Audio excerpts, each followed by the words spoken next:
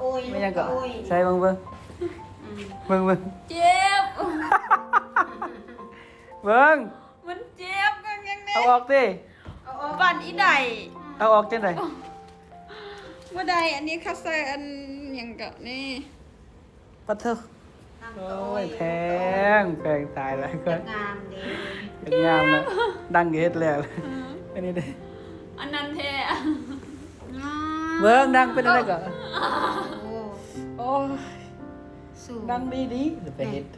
บวมกอแดนนี่เฮ็ดจะได้ปะ อย่างงามก็อดเอาเฮ็ดจังได๋ ตาเขียว ตาเขี้ยวเลยแดนตี อันนั้นคือมิดปากบ่บ่ติ อันนี้ปาก ปากบ่ได้มันพูด นี่ บ่ได้ กินยา โอ้ยชีวิตเนาะทรมานขนาดนุ่มดีๆบ่มักนุ่มบ่เป็นตา ปลาคูละมุกเมื่อกี้นี่โคตรเจ็บเลยยังใส่ เป็นบ้าน้องเอกเอามือปิดนั่นนี่หนู เขาสิเฮ็ดอีหยัง บ่มันขนาด ปิดเมื่อกี้ดิ เอา แล้วไป มือ ทาง ปิดบักแหง อย่าไปมาเบิ่งคนที่ว่าอยากงามเนาะ กระจาดอื่น อาจารย์คือแม่บ่ดีตา เอาไว้สำใดบ่อาจหยุดเข็มของอากาศ นมดีๆก็แล้วไปเฮ็ด ก็ฮู้ว่ากำลัง นมบ่มีแล้วน่าฮักนะ แล้ว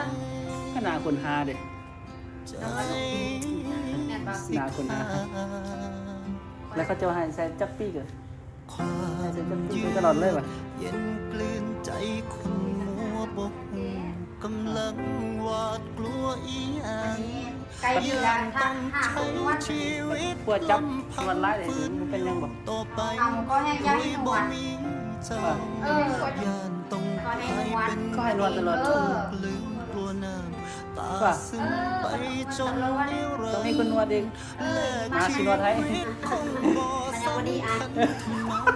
สิยืน จะต้องให้ครัวไปนวดก่อนเดี๋ยวจะเป็นครัวทำไมดิ อันนี้ก็สิ สุดท้าย เบิ่งบัดนึงเป็นจังได๋ความรู้สึกนี่ว่า อันนี้ก็บินมาแต่ไทยเลยแม่ ความรู้สึกเป็นแนวใด อืม โอ้ยชีวิต ก็เลยซีอีกเนาะ อันหยังเว้ามาโลมาเลย เอา ข่อยไล่สดอยู่นี่ ตบปากแต่ อ่ะกำลังไล่สดอยู่เป็ดก็สิเบิดแล้วนี่ยัง8%นี่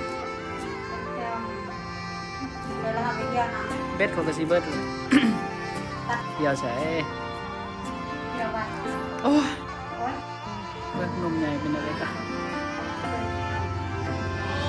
แต่ก่อนพี่นมเลยวะมันบ่ขึ้นยังเลยวะเที่ยงเลยวะ มันแอบแต้มในตีหัว นาฬิกา เป็นเที่ยงเลย เพิ่งสายตาเจ้า ไป ก็ฮู้ว่ากำลัง ชีวิตครับลำบากอยากแค่นี้เลยเนาะเจ้าอยากงามแปลกก็คนอยากงามก็คือว่าคุณต้องสู้กับผู้ใดเอาได้ทำเรื่องงามของเราเป็นนักประเทศมาสู้มาแล้ววะ ใจคุณมัว แสดงว่า กำลัง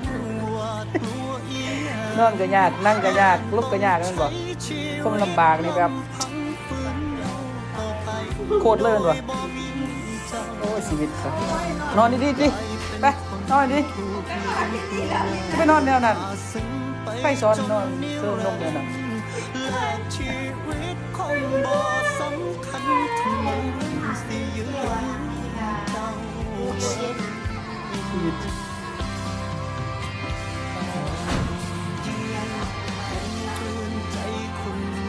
เอาดังออกมาไหมจะก็ไปเบิ่งคลิปกันใน TikTok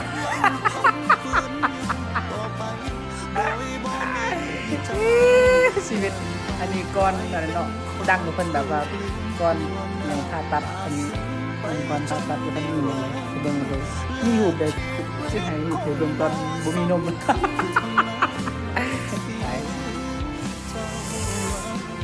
บ่มีดังแมส กับแม่แต่นม เออเนี่ย ใหญ่ ดังแมสนมใหญ่อันนี้ดังเฮ็ดแล้วเออนมบ่มีอันนี้นี่กันหีก็ตีออกก็ อันนี้เสิร์ฟดีนะมันค่ะทำแล้วเราละมันเยี่ยมนี่ สร้างภาพเป็น เอ อะไร อ เฮ็ดรีเพย์ มันมาเบาแล้วมันนี่ซีนอีตูนมันว่าเนี่ยอีบวมอีใหญ่ มันเห็นไดรีแพนจิซีให้มันคือปีกไก่คืออกไก่ ซีนให้มันนูนขึ้นนี่เฮ็ดแต่ดำพอแล้ว จะเฮ็ดแต่ดังพอละ แม่พอนมก็มีฮีก็ใหญ่นมนี่ระบาดเรื่องเมืองแล้ว มึงเอาเด้อผู้สาวลงหัวบางเด้อนี่เด้อพวกนี้เด้อ สั่งเขาบาง ผู้สาวลง 2 คนมึงซะเนี่ย อันนี้สาวลงหัวบางเด้อนี่น่ะอันนี้สาวใส่หยาใส่หยา พอดีเลยสอนเฮ็ดเนี่ยเหยียบคอทิ่มเลยแหละ ค่อยหน่อยค่อยใหญ่บ่สำคัญ มันอยู่ที่ สำคัญไผแล้วก่อนเท่านั้น มันสำคัญที่แรงดันเนาะ